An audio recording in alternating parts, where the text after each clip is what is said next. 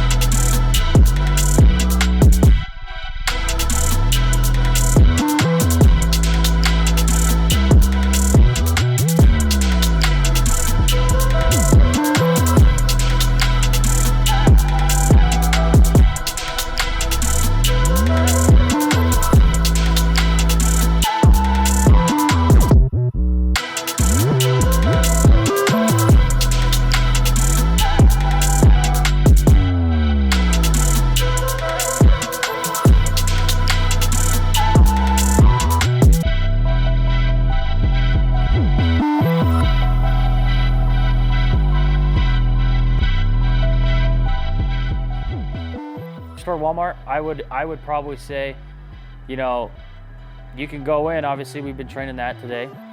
Once police get there, if you got a holster and you can safely holster up, I'd just holster up, and then you can explain it. You got to realize we're responding with very little information, and sometimes the information we get is not true information. So we're having to figure it out as we go, as we clear the building too. Does that make sense? So there's so much we got to do. I would. If you're eligible, I would just holster up, and then when police get in there and say, hey, you know, I'm a civilian, I was helping, this is what I've got. Okay, sweet, do you mind exiting for us? We're gonna have you exit. Does that make sense? So the biggest thing is just complying. Like, you guys could be a ton of help by saying, hey, this is what we've got. But you gotta give us that information without a gun in your hand. Does that make sense? Colin, you know, tell dispatch, hey, I'm armed, I'm here, I'm in the building helping, this is what I'm wearing. Just know that there is a chance that somebody could perceive that as, this is what the suspect's wearing, you know? So if you're told to put the gun down, a lot of people are like, no, I'm helping you. Like, I'm here to help, just put the gun down. And then once they establish that, the cop can say, okay, you know, if I'm by myself, I might say, okay, you know, come with me, help me out. Or I might say, you know, get out and tell the other cops where I'm at, type deal. I think the biggest thing is just, hey, if I tell you put the gun down, put it down, and then we can go on from there.